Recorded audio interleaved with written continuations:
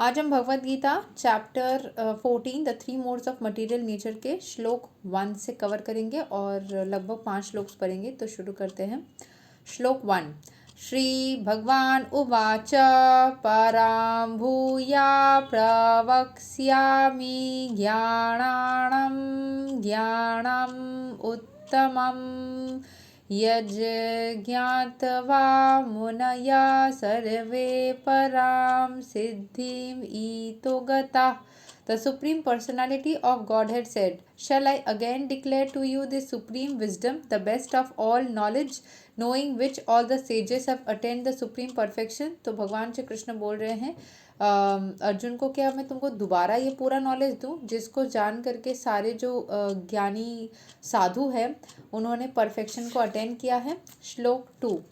इदां ज्ञानम् उपाश्रित्य मम सदारमय्याम् अगताः सर्गेऽपि नोपजयन्ते प्रलयेन व्यथन्ति च। By becoming fixed in this knowledge, one can attain to the transcendental nature like my own. Thus established, one is not born at the time of creation or disturbed at the time of dissolution. तो जब भगवान की के बारे में इस knowledge को कोई अटेन कर लेता है तब वो ट्रांसेंडेंटल नेचर, भगवान के जैसा वो स्पिरिचुअल नेचर को अटेन कर लेता है। और जब वो इस नेचर को पहुंच जाता है, thus established, one is not born at the time of creation और disturb at the time of dissolution. जब वो ख़त्म हो रहा है या फिर जो बन रहा है उस टाइम पे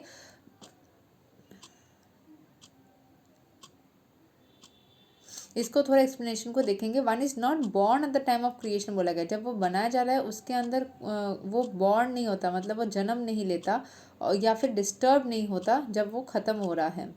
सो यहाँ पे जो बोला गया, after acquiring perfect transcendental knowledge, one acquires qualitative quality with the supreme personality of Godhead, becoming free from repetitive birth and death, birth और death के cycle से मुक्त हो जाता है। One does not however lose his identity as an individual soul. वो अपने soul का identity lose नहीं करता है, हालांकि दोबारा जन्म लेना या मृत्यु के cycle से मुक्त होता है, बट उसका identity waste नहीं होता है। It is understood from Vedic literature that the liberated souls who have reached the transcendental planets of the spiritual sky always look to the lotus feet of the Supreme Lord, being engaged in his transcendental loving service. So even after liberation, the devotees do not lose their individual identities. अपने identity को कोई loose नहीं करता है, क्योंकि वो जिस परमेश्वर का अंश है उस परमेश्वर तक मिलने के रास्ते में ही रहता है।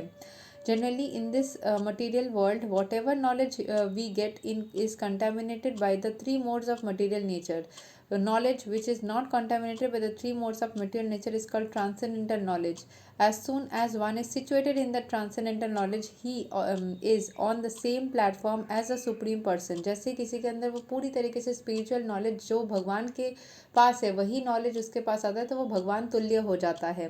He is on the same platform as a supreme person. Those who have no knowledge about the spiritual sky hold that after being free from the material activities of the material form, this spiritual identity becomes formless without any variegatedness. However, just as there is material variegatedness in the world, in the spiritual world there is also variegatedness. Those in ignorance of this think that spiritual existence is opposed by material variety.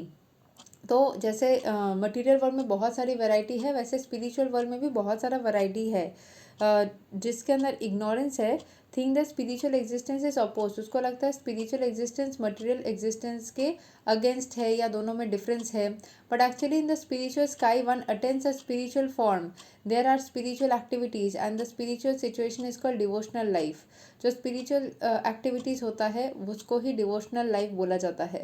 There atmosphere is said to be uncontaminated and there is one in equal in quality with the supreme Lord. To obtain such knowledge, one must develop all the spiritual qualities. One who thus develops the spiritual qualities is not affected either by the creation or by the destruction of the material world. तो जो भी the atmosphere is said to be uncontaminated, जो भी devotional service में रहता है वो आसपास के किसी भी सिचुएशन नेगेटिविटी से दूर रहता है। And there one is equal in quality with the supreme lord, वो सुप्रीम लॉर्ड के साथ में एक एनर्जी में आ जाता है। टू ऑब्टेन सच नॉलेज ऐसा नॉलेज को अटेंड करने के लिए one must develop all the spiritual qualities, उसके अंदर स्पिरिचुअल क्वालिटीज़ रहनी चाहिए। One who thus develops the spiritual qualities, जो स्पिरिचुअल क्वालिटी को डेवलप कर लेता है, is not affected either by creation और बाय द डिस्ट्रक्शन। ठीक है, उसको अफेक्ट नहीं करता है, क्रिएशन हो या डिस्ट्रक्शन हो, वो इतना लेवल ऑफ स्पिरिचुअल एनर्जी में रहता है कि उसको किसी भी चीज़ अफेक्ट नहीं कर सकती। श्लोक 3। ममा योनिर्महद् ब्रह्मा तस्मिन् गर्भां दधामि अहं सम्भवा सर्वा भूतानां तातो भवति भारता। The total material substance called Brahman is the source of birth, and it is that Brahman that I impregnate, making possible the births of all living entities, O son of Bharata।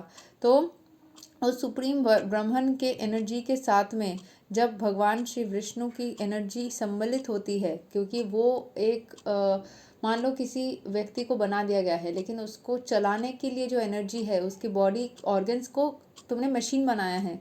अब machine के अंदर जो मान लो उसको active चलाना है, battery put करना है या इलेक्ट्रिसिटी डालना है, तो वो इलेक्ट्रिसिटी है विष्णु और मशीन का पार्ट है ब्रह्मन। तो ब्रह्मन ने उसको बनाया है, लेकिन उस बनाने के बाद में उसको सक्रियता, जो एक्चुअल एक्टिविटी या एक्टिव स्टेट में रखने का जो चीज़ है, वो सिर्फ और सिर्फ हमारे विष्णु जी करते हैं। तो जब विष्णु जी की एनर्जी उसके साथ मिलता है तब भी कोई चीज़ एक्टिव बनती है। आज जैसे मैं शक्ति का देख रही थी, कोई आदि पराशक्ति, जिसमें वो बताया जा रहा था कि आदि पराशक्ति ही है जो ब्रह्मा विष्णु महेश को अपनी एनर्जीज देते हैं, तभी जा कर के वो कुछ कर पाते हैं। तो अलग अलग मान्यता है। शिव पुराण में शिव को महान, शक्ति आदिशक्ति पराशर में आदिशक्ति को महान, I don't know whether there is something with Brahma also, and Vishnu Purana में विष्णु को महान माना जाता है। यही है कि सब कुछ सम्मिलित एक ही है, बट जैसे बोला जाता है कि इन भगवान की इच्छा से सब कुछ हुई है, बट ये इच्छा ही क्यों हुई इसका कुछ रीज़न नहीं है, कुछ चीज़ों का रीज़न नहीं है कि ये सब कुछ बनाने के पीछे का क्या ज़रूरत ही क्या था। It was just like there wish. जैसे हमारे मन में विश क्यों होती है, आइसक्रीम खाने का विश क्यों होता है, कोई रीज़न है? You just like it. जैसे आप किसी को ब्लू कलर पसंद है, क्यों पसंद है? कोई रीज़न नहीं है, बस पसंद है। सो जस्ट लाइक दैट, कि पूरा दुनिया को क्यों भगवान ने बनाया था, बस उनको मन किया। It was just like a wish की एक मनुष्य लोक रहेगा। सो वैसे ही ठीक है। एंड तस्मद इताद ब्रह्मा नामा रूपाम अन्नाम च जयते। The supreme person impregnates the Brahman with the seed of the living entities.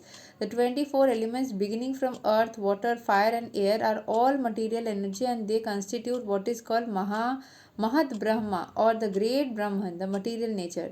As explained in the 7th chapter, beyond this there is another superior nature, the living entity. Into material nature, the superior nature is mixed by the will of the supreme personality of Godhead, and thereafter all living entities are born of this material nature.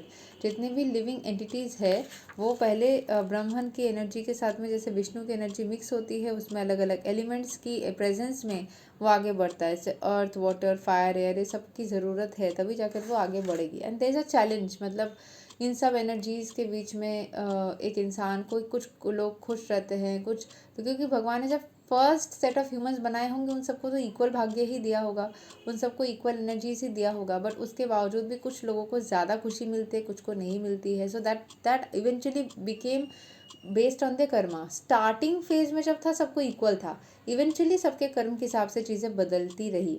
श्लोक 4। सर्वा योनिषु कौन्तेया मूर्तया संभवन्ति यः तसां ब्रह्मा महाद्योनिरहं बीजा प्रदाः पिता। इसको मैं दोबारा पढ़ती हूँ। सर्वा योनिषु कौन्तेया मूर्तया संभवन्ति यः तसां ब्रह्मा महाद्योनिरहं बीजा प्रदाः पिता।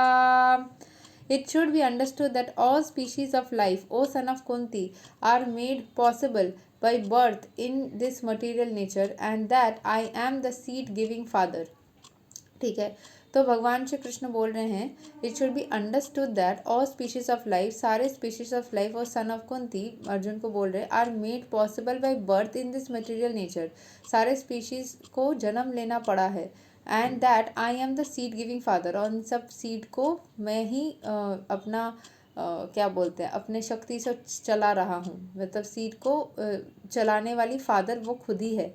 ठीक है। श्लोक 5, सत्वां रजास्तमा इति गुणा प्रकृति संभवा निबधनन्ति महाबहो देहे देहिनाम अव्ययाम।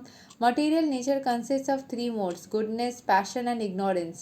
When the eternal living entity comes in contact with nature, O mighty armed Arjuna, he becomes condition by this modes. जैसे ही हम पृथ्वी में आते हैं, ये सारे एनर्जीज वो गुडनेस या पैशन या इग्नोरेंस के प्रभाव में आके उस हिसाब से रेगुलेट हो जाते हैं। ठीक है। सो कोई भी लिविंग एंटिटी या तो गुडनेस के एनर्जी में होता है या पैशन के या इग्नोरेंस के, और जब भी वो मटेरियल नेचर के कनेक्शन में आते हैं वो इन सब चीज़ों से प्रभावित हो जाता है। सिर्फ भक्ति में रह करके इन सब चीज़ों के प्रभाव से वो दूर रह के हमेशा ही पॉजिटिविटी में एंड स्पिरिचुअलिटी में बने पड़े रह सकते हैं। ठीक है। सो जैसे कि यहाँ पे प्रकृति को पुरुष के अधीन माना गया है। कोई एक लोग है जहाँ पे सिर्फ प्रकृति ही सबसे, जैसे याद है वैदिक युग जो था, उस पर्टिकुलर एरा ऑफ टाइम में females were more consider to be more powerful than man. अभी में इक्वल वाला योग आया है। कभी रहता है जब मैन ज़्यादा पावरफुल है। So there are different phases of life where the energies have been given priority depending upon the different situations. तो कभी फीमेल्स को ज़्यादा प्रायोरिटी मिली, कभी मेल्स को ज़्यादा मिली, तो कभी इक्वल वाला कंसेप्ट आया। सो whatever is the situation, it actually depends completely कि इंसान अगर खुद को गुडनेस के या पैशन के इग्नोरेंस के मोड से दूर रखना चाहता है तो स्पिरिचुअलिटी करने से वो कभी होता है ना कि आप अच्छे इंसान से बात करो तो आप अच्छे फील कर रहे हो, आप बुरे इंसान से बात कर रहे हो, गाली गलौज वाले इंसान से बात करो तो आप बुरा फील कर रहे हो, आप हैप्पी इंसान से बात करो तो हैप्पी फील करो, सैड इंसान से बात करो तो sad. So you are getting contaminated by the material nature of the different items. जब आप स्पिरिचुअलिटी में रहते हो, आप चाहे अच्छे इंसान से बात करो, बुरे से बात करो, दुखी से बात करो, वो कोई डिफरेंस ही नहीं है, आप हमेशा ही अपने एनर्जी में रहते हो। So that is done by spirituality. यही बताने चाह रहे हैं भगवान श्री कृष्ण भगवद गीता में कि आप हर एक चीज़ से परे ट्रांसेंडेंटल मोड में रहते हो, means you stay unaffected bye anything. So this is what it is. आज तक भगवद गीता यही तक। अगले दिन हम दोबारा श्लोक 6 से पढ़ेंगे। तब तक के लिए हरे कृष्णा, राधे राधे, जय श्री राम।